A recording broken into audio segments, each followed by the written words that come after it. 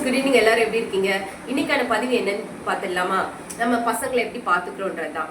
நம்ம என்ன நினச்சிட்டு இருக்கோம், நம்ம பசங்களை எப்படி பார்த்துக்கிறோம்? 3 வேளை அவங்களுக்கு சாப்பாடு போடுறோம், இல்லை ஸ்நாக்ஸ் வாங்கி கொடுக்குறோம், இல்லை காஸ்ட்லியான திங்ஸ் வாங்கி கொடுக்குறோம், அவங்க கேட்கறதெல்லாம் வாங்கி கொடுக்குறோம். அதுதான் நம்ம வந்து அவங்களை நல்லா கவனிச்சுக்கிறோன்றது நம்ம நினச்சிக்கிறோம். ஆனால் அது கிடையாது.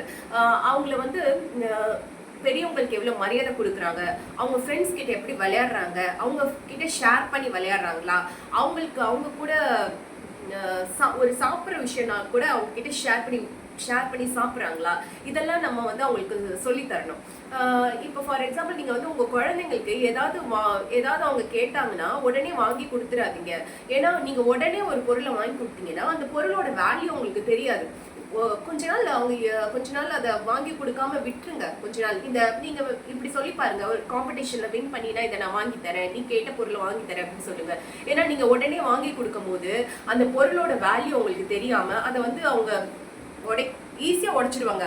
அவ்வளவுதான். நீங்க வாங்கி கொடுத்து ஒரு 5 மினிட்ஸ் தான் தூக்கி போட்டுருவாங்க. இதே நீங்க அவங்களை ஏங்க வச்சு நீங்க அதை வாங்கி கொடுங்களேன். நான் ஏங்க வச்சு மீன்ஸ் என்ன சொல்றேன்னா, அவங்க கொஞ்சம் பொறுமையா இருந்து அதை வாங்கி கொடுங்களேன். அந்த பொருளோட வேல்யூ, நம்ம காசோட வேல்யூ, நம்ம பைசாவோட வேல்யூ உங்களுக்கு ஒன்னொன்னுத்துக்கும் நம்ம அப்பா எவ்வளவு கஷ்டப்பட்டு அதை சம்பாதிக்கிறாங்கன்ற வேல்யூ அவங்களுக்கு புரியும். நெக்ஸ்ட், ஃபார் எக்ஸாம்பிள் நம்ம வந்து பசங்களுக்கு வந்து லவ், அது வந்து லவ் மீன்ஸ் அவங்களுக்கு அதை லவ்வை வந்து புரிய வைக்கணும். லவ்னா அன்பு, அது வந்து அன்பு பாசம். நம்ம எல்லார்கிட்ட வேணாலும் அதை காமிக்கலாம். இப்போ என் பையன்லாம் என்கிட்ட ஒரு நாளைக்கு ஒரு 100 தடவையாவது ஐ லவ் யூ சொல்லிடுவான், லவ் யூ சொல்லிடுவேன். நானும் லவ் யூ சொல்வேன். அவன் எல்லாருக்கும் என்கிட்ட மட்டும் இல்லை, எல்லாருக்கிட்டையும் லவ் யூ சொல்லுவான். ஸோ நம்ம வந்து லவ்ன்றது அன்பு பாசம். அவங்க என்ன நினைச்சுக்கிறாங்க, சினிமாவில் காமிக்கிறது தான் லவ்னு நினைச்சுக்கிறாங்க. ஒரு ஹீரோயின்ஸ் அவங்களுக்குள்ள இருக்கிறது தான் லவ்னு நினைச்சுக்கிறாங்க. அதை அவங்க நினைச்சுக்கிட்டு அது ஒரு தப்பான வார்த்தைன்னு நினைச்சுக்கிறாங்க. அது கிடையாது. லவ்னா என்ன?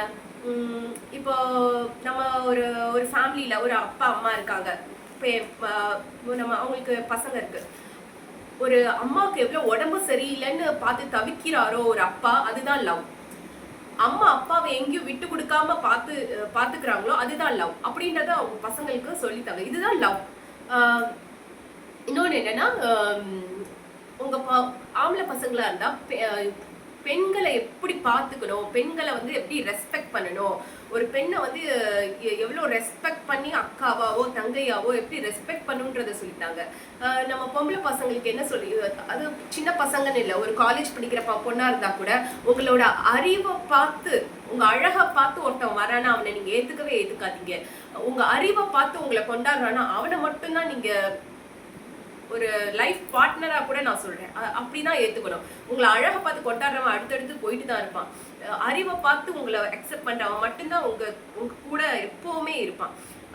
நம்ம வந்து நம்ம வீட்டுல உள்ள ஆம்பளை பசங்களுக்கு சொல்லி வளர்க்கணும். என்ன சொல்லி வளர்க்கணும்னா, ஒரு நம்ம நார்மலா நம்ம பெரியவங்க என்ன சொல்றாங்க, வீட்டில் உள்ள பெண்கள்கிட்ட என்ன நீ தான் பசங்களை பார்த்துக்கணும், நீ தான் உன் ஹஸ்பண்டை பார்த்துக்கணும் அப்படிலாம் சொல்றாங்க.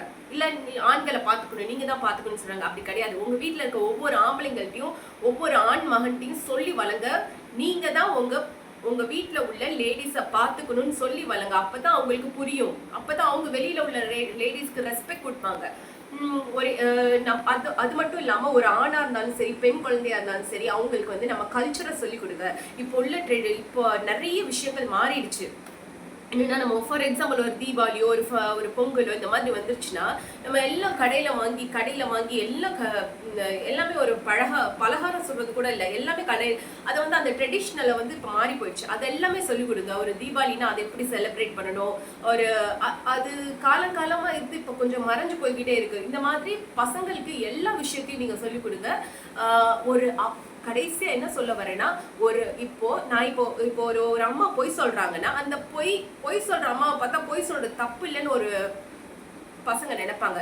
திருடனோட பையனா திருடுறது தப்பு இல்லைன்னு தான் அவங்களுக்கு தோணும்.